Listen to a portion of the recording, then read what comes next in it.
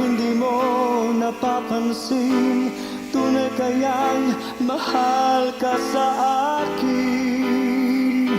Hindi ko mapipigil ang nasa damdamin.